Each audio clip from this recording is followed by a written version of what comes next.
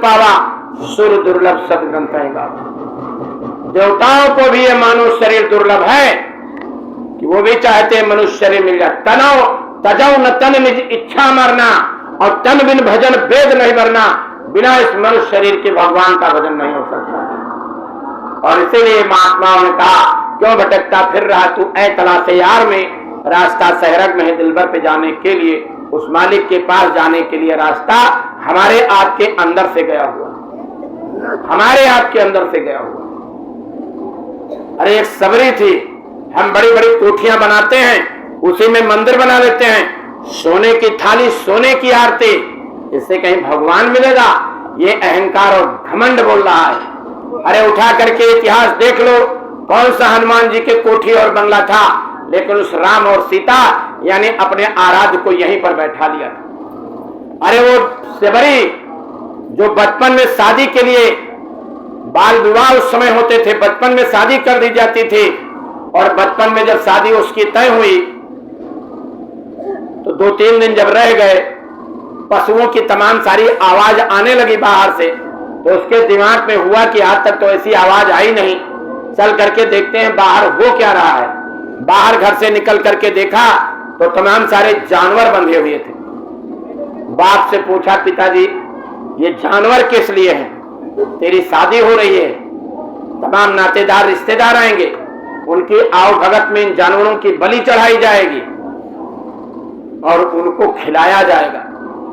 सबरी रोने लगे, भक्ति में कुछ प्रेरित थी, वो जा करके अपने माँ से बोली, माँ मेरी एक शादी पर इतने जानवरों की हत्या, ये मैं बर्दाश्त नहीं कर पाऊंगा। और रात को अपने घर से निकल गई, बचपन की निकली सबरी, और ढूंढते ढूंढते मतंग ऋषि के आश्रम में चली गई। मतंग ऋषि ने उसको जीते जी परमात्मा के मिलने का रास्ता दे दिया, बैठकर भजन करने लगी। वृद्धा अवस्था में मतंग ऋषि सबरी से कहने लगी, इंतजार करना, एक दिन राम आएंगे। और सबरी वहां से, मतंग ऋषि वहां से चले गए। पूरा जीवन खत्म हो गया सबरी का, बचपना गया, जवानी गई, बुढ़ापा भी चला गया, और अंतिम समय में राम उसकी कुटिया में पहुंचे। सबरी के कौन कोठी बंगला था? सबरी के यहाँ कौन सी सोने की आरती बनी हुई थी जो भगवान की आरती करती? कभी सोचा? इसलिए दीनहीन हो रहो, गरीब बनकर के गरीब निवाज की, गरीब निवाज कहे गए हैं। अमीर निवाज अगर कहे गए होते तो भक्ति में होती फूल, बनिया लेते मोल, ये सब बनिया लोग खरीद लेते भगवान को। इसीलिए कहा गया है गरीब निवाज को याद करो, दीन बन करके उस दीनानाथ को याद करो। इसलिए कुछ नहीं है आपके साथ, आपके अपने आंसू हैं, बैठ करके जो उस मालिक के लिए आंसू गिरा दोगे तो कतई बर्दाश्त नहीं करेगा। इसलिए गुरुद्वारे का महत्व बढ़ जाता है कि जब वहां जाओगे, गुरु को याद करोगे। इस मंच से बैठ के नामदान देते थे, यहाँ गाड़ी में दर्शन करता था, यहाँ बैठ के दर्शन देते थे, गुरु महाराज यहाँ बैठा करके भीड़ लगा करके दर्शन देते थे।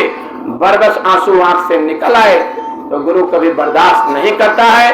इसलिए जो लोग नामदानी हैं, सभी सत्संगी भाई बहनों माताओं से हमारा निवेदन और आग्रह है कि आप सभी लोग संकल्प लो कि गुरु महाराज के इस मिशन को हम किसी भी कीमत पर आम लोगों तक पहुंचाएंगे। यहाँ से निकल जाओ, देखो तमाम सारे गांव हैं, आप गांव में चले जाओ, बहुत लोग भला बुरा कहेंगे, बहुत लोग उल्टा सीधा करेंगे, बहुत लोग गाली गलौज करेंगे।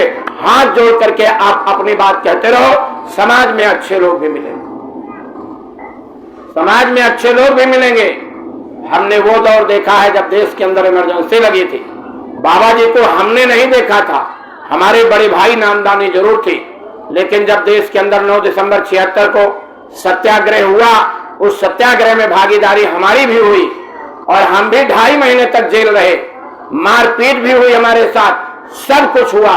भक्ति इतनी आसान नहीं है, लेकिन गुरु महाराज ने इतनी आसान कर दी, कहा पूर्ण रूप से गृहस्थी में रह करके भगवान का भजन करो। महाराज जी ने उससे और ज्यादा आसान किया कि आप नामदान लीजिए और एक नाम का नाम। बहुत से लोग बड़ी टीका टिप्पणी करने लगे। हमने उनसे पूछा, ये बताओ जब नाम वो लेते हो आगे जय गुरुदेव, पीछे जय गुरुदेव को बोलते हो, और जब ये धनियों के स्वरूप को देखते हो तो गुरु महाराज के स्वरूप में क्यों देखते हो? तब तो तुमको अलग दिखना चाहिए, क्या जरूरत है? कोई जवाब नहीं, कोई जवाब नहीं। अरे भाई, इसी नारद ने 84 खाने खींच करके और एक आदमी की 84 काट दी थी। आप क्या समझते हो? महात्मा किसी को चाहे कुछ भी कर सकते हैं। नानक जी जो स्वामी जी महाराज की सेवा करते थे, बहुत लोग कहते हैं अरे थूक उठाते थे, ये करते थे, कुछ नहीं करते थे। हमसे पूछो, हम बताएं। नानक जी सबसे कठिन सेवा करते थे, 24 घंटे वहीं हाजिरी देते थे, टट्टी और पेशाब की भी सेवा करते थे। वही नानक जी ने एक दिन कहा स्वामी जी महाराज से, माला लेके बैठे तो बोला जी नानक क्या कर रहे हो? तो स्वामी जी मैं सोच रहा हूँ सुमिरन कर लो। कहले किसके लिए करोगे? कहले हुजूर आपके लिए। कहले जब मैं खुद बैठा हुआ हूँ तो मैं अगर चला भी जाऊं तो मेरी सेवा इसी तरह करते रहना, तुमको अपने घर पहुंचाने की मेरी जिम्मेदारी है। ये गुरु महाराज ने नानक जी से कहा। कभी जाओ गाड़ी में बैठ करके जो दर्शन करवाते हैं उनसे पूछ लेना, सब बात समझ में आ जाएगी, सब बात समझ में आ जाएगी। इसलिए जय गुरुदेव नाम पर भरोसा रखो। इसलिए वो तो नामदान एक झाड़ू है कि जो रोज गंदगी, रोज कचरा लगता है, उस कचरे को साफ करते रहो, रियाज अभ्यास करते रहो। लेकिन अंतिम समय के लिए गुरु महाराज ने केवल एक ही नाम बताया कि जय गुरुदेव नाम लेना, वही तुम्हारा नाम कवच का काम करेगा और इसी नाम से आपके आत्मा की संभालोगे। और जब गुरु महाराज ने कहा, खुले मन से कहा, अरे मैं कब मिलूंगा? जब जय गुरुदेव बोलोगे तब कौन मिलेगा? मैं मिलूंगा। ये गुरु महाराज ने कहा। तो हमको अगर गुरु मिल जाए तो हमको दूसरों से मतलब क्या? दूसरे दर पे बंदा झुके, फर्क आएगा मालिक तेरी सामने। तो ये देखो गुरु महाराज की दया से इस समय दादा गुरु के मंदिर में कुछ रिपेयरिंग का काम था, वो बड़ी तेजी से चल रहा है। करीब 25-30 साल बाद रिपेयरिंग का काम आया है। समाधि के आसपास का निर्माण हो रहा है और पूज्य महाराज जी रुके हुए हैं और बड़ा काम होगा और आप लोग देखते रहिए। बस ये है, सब लोग संकल्प लो कि भूसा की सेवा। तो अभी मैं यहाँ बैठूंगा और सब लोग आकर